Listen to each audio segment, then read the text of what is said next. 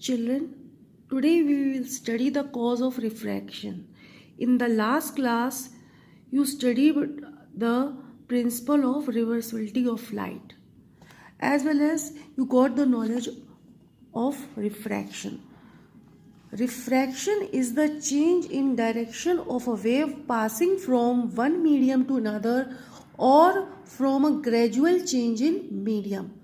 So this definition is clear to you that the refraction is the change in direction of a wave.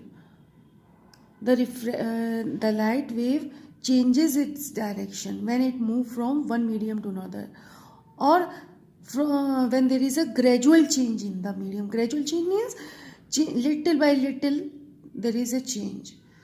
So now today we will get the knowledge for the cause of the refraction.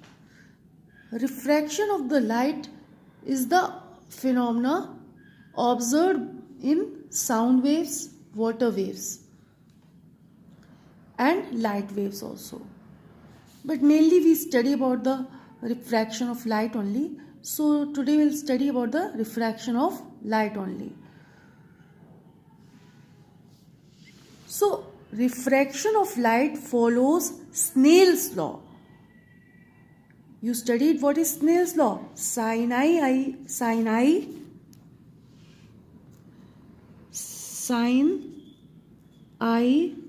upon sin R is equal to it's a constant. It's refractive index.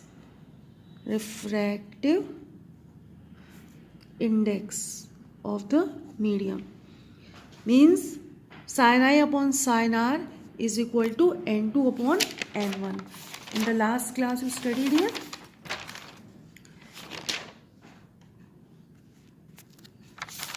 Now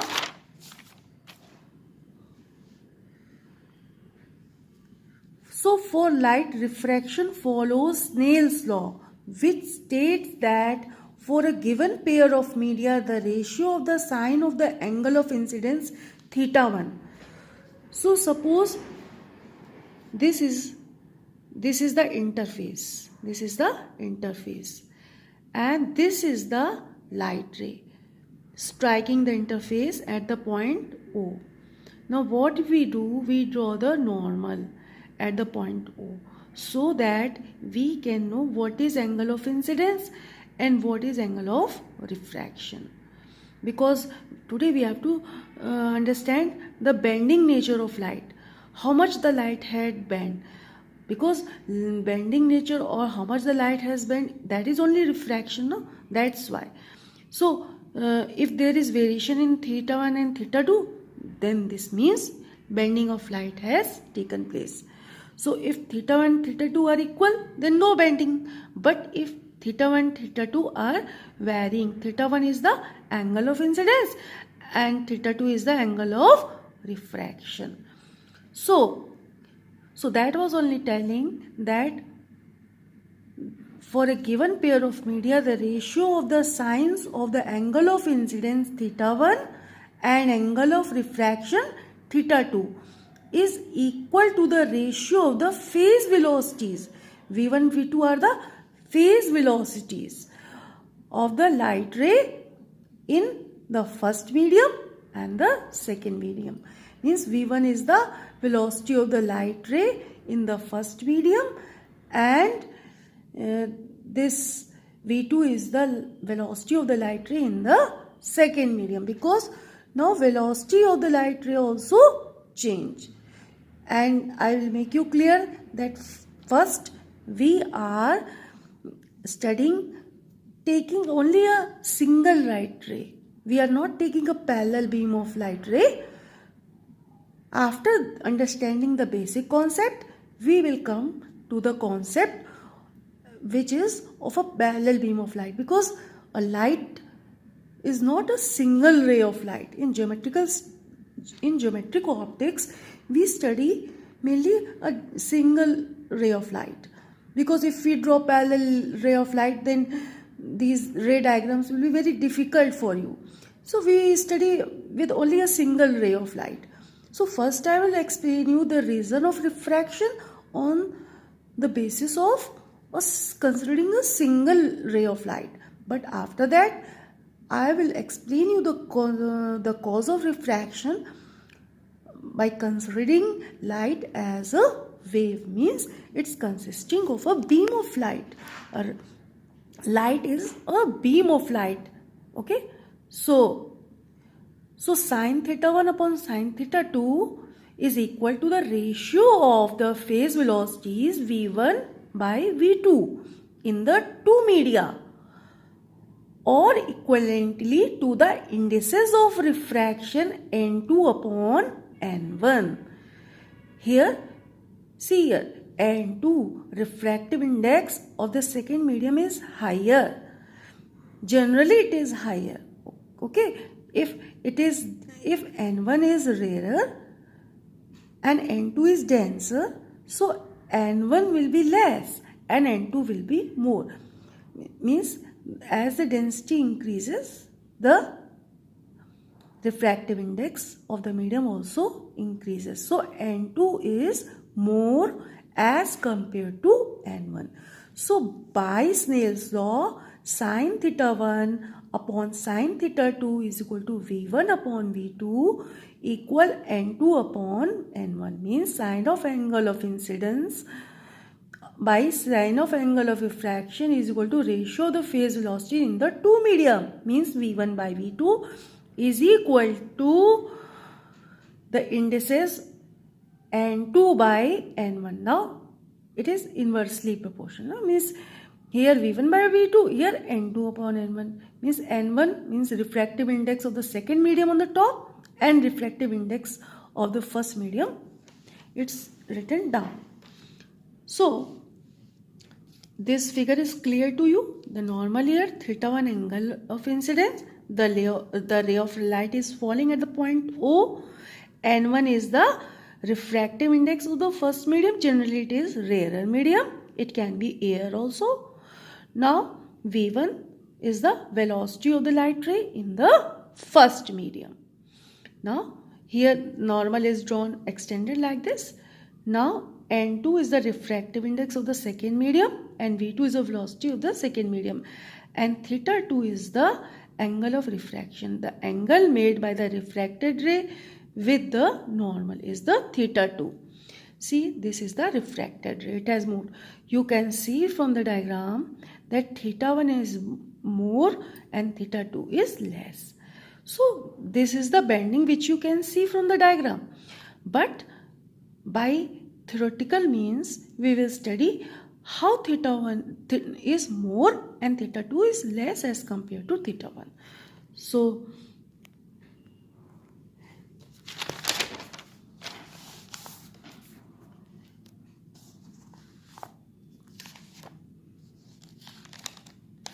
you see here, since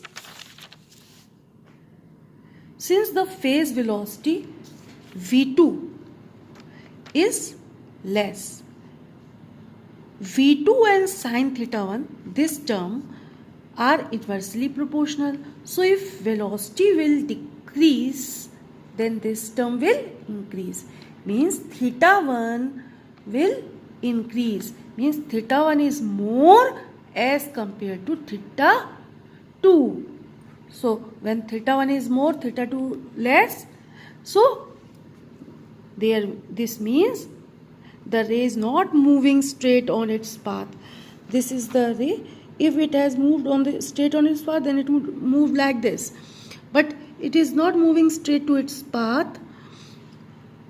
It has slightly moved from its path. So that is only bending. So it's written since the phase velocity is lower in the second medium, means v2 is less than v1, the angle of refraction theta 2 is less than the angle of incidence theta 1. That is, a ray in the higher index medium is closer to the normal. So it is, since it is closer to the normal, hence bending take place. So this is the reason why a ray bends, or you can say what's the reason of refraction.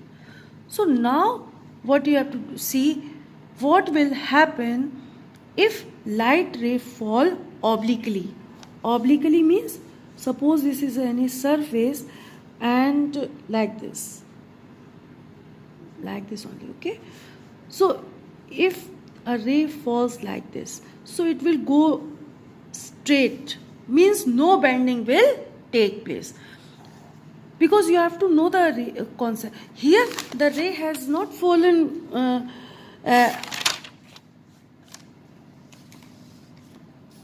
fallen straight to the interface.